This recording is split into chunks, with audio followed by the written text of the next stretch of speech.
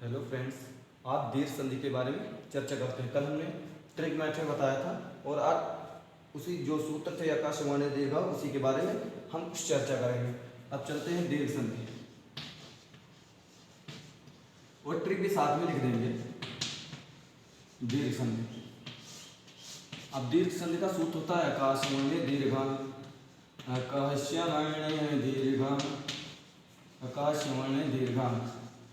ये दीर्घ संधि का सूत्र हो गया। अब ये आकाशवाणी दीर्घ कैसे बना?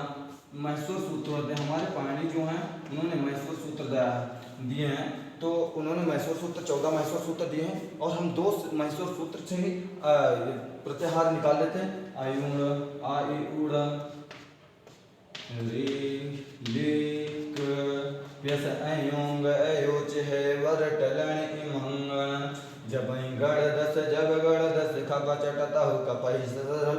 इस प्रकार से 14 महेश्वर सूत्र होते हैं। पर हमने जितने 4 महेश्वर सूत्र से ही सारे स्वरों का ज्ञान हो जाता है और 4 महेश्वर सूत्र से ही स्वर संधि के सारे सूत्रों का उसी से बन जाते हैं सारे सूत्र। तो हम बनाते हैं अक। तो ये पहला अक्षर हो अंतिम अक्षर, ये जो अंतिम अक्षर होते हैं ये एक संज्ञक वर्ण होते हैं। जब आप प्रत्याहार पढ़ेंगे, कभी प्रत्याहार भी बताऊंगा, तो ये जो अंतिम वर्ण होते हैं ये प्रत्याहार होते हैं। यहाँ से ये बन गया अक। अब इसके बीच में जो स्वर होते हैं उन्हीं को लिखते हैं। ई उ आ ऋषि उल्रा, इनको लिखेंगे आ ई उ ऋषि उल्रा, इनको लिखते हैं। अब बन गया हमारा अक। अक तो हमें पता चल गया कौन है, आ ई उ ऋषि, तो हमने अक में लिख लिया। एक तरफ लिख लिया अकह, एक सवर्ण और एक तरफ दीर्घ, और बहुत अच्छे से समझना, समझ में आएगा। अब अक में कौन कौन से हमारे आए थे? आ ई उ और ऋषि, ये लोग आए होते हैं। अब सवर्ण का मतलब होता है समान वर्ण। अब जो अगर आ इधर आया तो आ इधर भी आएगा। कहने का मतलब अगर छोटा आ इधर आए तो छोटा आ इधर भी होगा, अगर बड़ा है तो इधर भी बड़ा। अब ई है तो यहाँ भी ई। कहने का मतलब सवर्ण मतलब समान। अब यहाँ इसका दीर्घ बनेगा बड़ा, आ धन आ मिलके बड़ा, फिर ऐसे आ धन आ मिलके बड़ा, ऐसे आ धन आ मिलके बड़ा, तो यहाँ से ई मिलके बड़ी, फिर ऐसे ऊ मिलके बड़ो, ऐसे रे मिलके तो रे बनता है। ठीक इस प्रकार से बनते हैं। तो हमने आकाश वाणी दीर्घा, दीर्घा मतलब ये सारे देखो दीर्घ है जो हमने रामवाट ट्रिक में बताई थी वो निकल आए। बड़ा, बड़ी और बड़ो, ये मात्राएं निकल के आ गई हैं। अब जैसे मैं लिख दिया यहाँ पे छोटा, यहाँ भी छोटा, अगर मैं यहाँ बड़ा लिख दूँ और यहाँ भी बड़ा लिख दूँ तो हमेशा बड़ा बनेगा। प्लस के पहले छोटा, प्लस के बाद भी छोटा, बड़ा, प्लस के बाद बड़ा, प्लस के बाद बड़ा तो बड़ा, अगर प्लस के पहले छोटा, प्लस के बाद में बड़ा तो बड़ा, हमेशा बड़ा ही बनेगा। इस प्रकार से अभी रूल चलेगा, वो भी बताता हूँ। चाहे संस्कृत के संधि हो चाहे हिंदी की, दोनों एक ही रूल पे चलती हैं। तो जिन बच्चों को संस्कृत में नहीं आता वो हिंदी में सीख ले और संस्कृत में कर सकते हैं। जैसे आ धन आ बराबर आ, फिर बड़ा धन बड़ा बराबर बड़ा, छोटा धन बड़ा बराबर बड़ा, बड़ा धन छोटा बराबर बड़ा। इस प्रकार से देखो चारों में बड़ा बने। ऐसे ई का चलता है, ई धन ई बराबर ई धन ई बराबर ई धन ई बराबर ई, मतलब छोटी धन छोटी बराबर बड़ी, बड़ी धन बड़ी बड़ा बड़ी, ऐसे छोटो वाला भी रूल चलता है। अब जो एग्जाम्पल्स आपको बताऊंगा इनमें से 70% एग्जाम्पल्स ऐसे हैं जो आपके मतलब कंपटीशन एग्जाम या आप 9th 12th में हैं तो वहाँ पर भी यही एग्जाम्पल्स फंस जाएंगे। जैसे मैं लेता हूँ बहुत पुराने एग्जाम्पल्स, विद्यालय। अब विद्यालय को हम 2 मेथड में बताएंगे, एक सिंपल मेथड होगा और एक ऑपरेशन मेथड। ये हो गया हमारा सिंपल मेथड, ये हो गया ऑपरेशन मेथड। आपने अभी तक एक ही मेथड पढ़ा होगा लेकिन आपको 2 बताता हूँ। अब विद्यालय को हम तोड़ेंगे तो विद्याधन आलय, ये हमारा हो गया सिंपल मेथड। अब हम इसका करते हैं ऑपरेशन। जैसे शब्द लिखा है बिल्कुल वैसे बन जाएगा। अब विद्यालय को हम तोड़ते हैं, विद्याधन आलय, विद्याधन तालय। अब यहाँ से हमने निकाल लिया विद, ये ऑपरेशन हो रहा, यहाँ से बड़ा, यहाँ से बड़ा तो ये लय। ठीक है, देखते जाना। अब ये विद लिख लिया, ये बड़ा और ये बड़ा, तो क्या मिल जाएगा ना बड़ा, और ये लय लिख लिया। अब विद को विद हमने लिख लिया, ये बड़ा का डंडा लगा लिया और लय ऐसे लिख लिया। और ये हमारा हो गया ऑपरेशन मेथड सक्सेस। तो ये operation method, simple method, paper में ये विच्छेद आता है। और अगर संधि पूछ दे, संधि विच्छेद मतलब वर्णों को, शब्दों को अलग करना ही संधि विच्छेद कहलाता है। हमने तो विद्यालय को तोड़ लिया, ऐसे कुछ मैं शब्द लिख रहा हूँ और यही शब्द आपके पेपर में आते हैं। कुछ 10 से 12 शब्द लिखूंगा, जैसे विद्यालय, ये तो बहुत एग्जाम में, आप किसी एग्जाम में देखेंगे ज्यादातर आया। विच्छेद भी कर देता हूँ, विद्याधनालय, विद्यालय हो गया, विद्याधनालय, ऐसे शब्द हो गया विद्यार्थी। यही एग्जाम में शब्द आएंगे, मतलब आप किसी एग्जाम में बैठेंगे तो इसी में से फंस जाएंगे। विद्याधनार्थी, विद्याधनार्थी हो गया। देवागमन, देवधन आगमन, देवधन आगमन, ठीक है। और बाकी कुछ शब्द ऐसे हैं जो मैं लिख दूंगा और आप लोग विग्रह कर लेना, ठीक है। 4, 5, सत्याग्रह, सत्यधन आग्रह, सत्यधन आग्रह। एक शब्द होता है भूर्जा, भूर्जा, भूधन ऊर्जा। देखो सारे में वही आ रहा है, ये मेरी रामबाण ट्रिक है, बड़ा, बड़ी और बड़ू। देखो बड़ा कहाँ पे आ रहा है, ये देखो, बड़ी कहाँ आ रहा है, ये बड़ा, देवागमन, सत्याग्रह, देखो सारा बड़ा, ये भूर्जा बड़ू। अब विद्यार्थी, अभी वो बड़े ई मात्रा वाले नहीं यूज किए हैं। एक शब्द है भानुदय, भानुदय, भानुदय, भानुधन उदय, भानुधन उदय।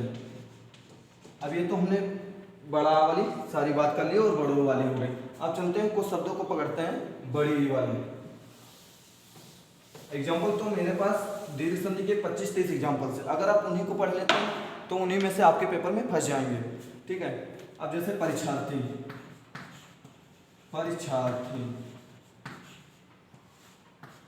अब परीक्षार्थी का मतलब होता है, और जब दोनों शब्दों को तोड़ते हैं तो कोई ना कोई अर्थ होनी चाहिए। आप परीक्षार्थी को तोड़ते हैं परीक्षा, परीक्षा धन अर्थी, परीक्षा में होता है परीक्षा, अर्थी माने होता है चाहने वाला, अर्थी माने होता है चाहने वाला, जो परीक्षा को चाहता है वही परीक्षार्थी बोलता है। ऐसे शब्द एक है विद्यार्थी, ऐसे शब्द एक विद्यार्थी, तो विद्याधन अर्थी, विद्याधनार्थी। अब विद्याधनार्थी मतलब विद्या माने, विद्या मतलब ज्ञान, अर्थी माने चाहने वाला, जो विद्या को चाहता है वही विद्यार्थी होता है, ठीक है। अब तो ये मैं रफ कर रहा हूँ और दूसरे एग्जाम्पल से लेता हूँ। अब जैसे एक शब्द लिया वीरांगना, वीरांगना, वीरधन अंगना, वीरधन अंगना।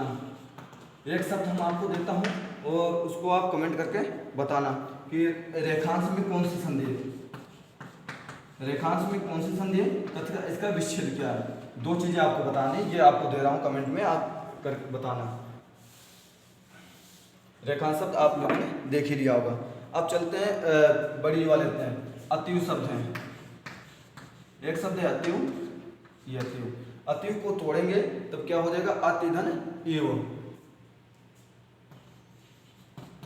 अतिधन एव, ये हो गया अति, अतिधन एव। ऐसे लेते हैं एक शब्द कविंद्र, कविंद्र, कविधन इंद्र, कविधन इंद्र।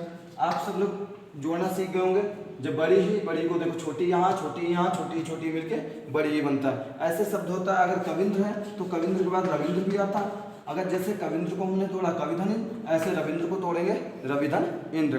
ऐसे हम मुनिंद्र को तोड़ेंगे मुनिंद्र, ठीक है, मुनिंद्र को तोड़ेंगे मुनिधन इंद्र। इस प्रकार से महेंद्र को तोड़ेंगे महेंद्र, महेंद्र को तोड़ेंगे महीधन इंद्र। महा नहीं होता, अगर हम यही लिखते हैं मही लिखते हैं, महीधन इंद्र, तो महीधन इंद्र, इंद्र तो शब्द सही है पर मही नहीं होता, मही होता है, तो इसको मही कर दिए महीधन इंद्र। ऐसे होता है योगेंद्र, योगेंद्र। अगर हम योगी कर दें तो योगी शब्द नहीं होता, योगी शब्द होता है, ठीक है। तो योगी धन इंद्र, योगी धन इंद्र, ये योगेंद्र हो गया। ऐसे शब्द एक है सचिंद्र, सचिधन इंद्र, मैं यहाँ पे लिख देता हूँ सचिंद्र, सचिंद्र, सच धन इंद्र,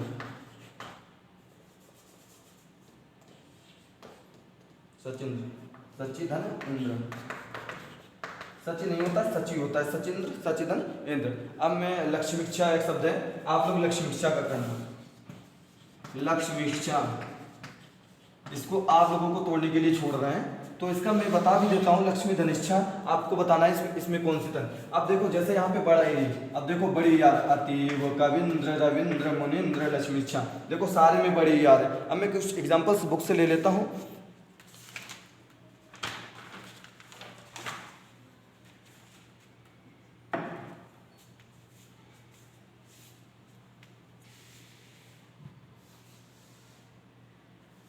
देखो 3 एग्जांपल्स और मैंने लिख दिए, गिरीश हरीश रजनीश, ठीक है। और एक है परीक्षा शब्द है, परीक्षा, ठीक है, ये शब्द है परीक्षा। अब ये पेपर में शुद्धिकरण के लिए भी आता है, मतलब इसका शुद्ध क्या होगा, परीक्षा क्या मतलब शुद्धिकरण क्या होता है, परिधन इच्छा परिधन इच्छा, ऐसे मतलब 4 शब्द बना देगा।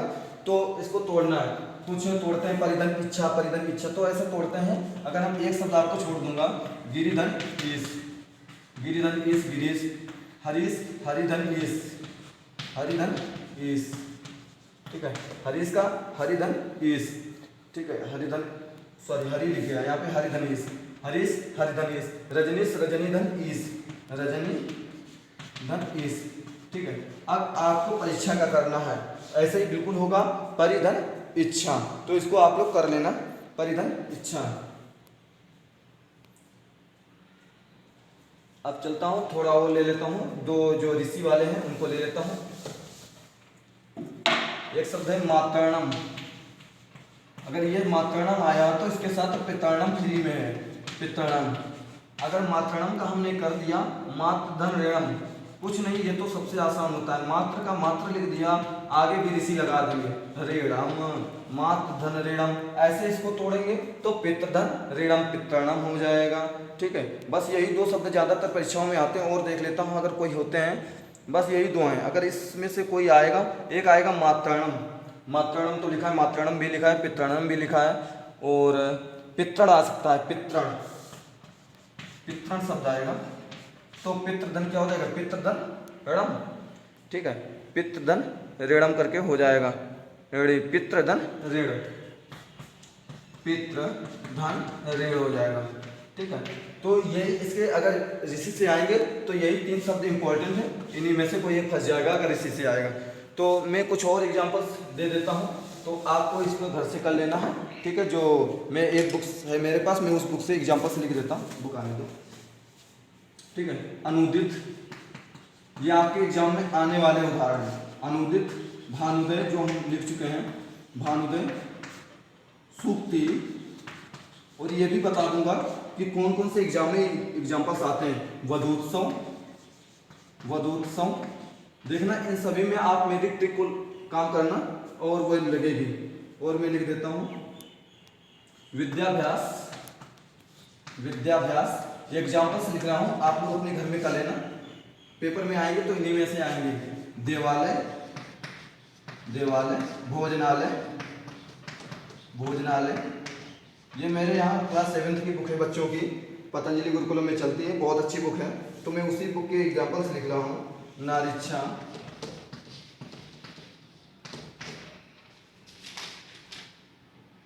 शरणार्थी,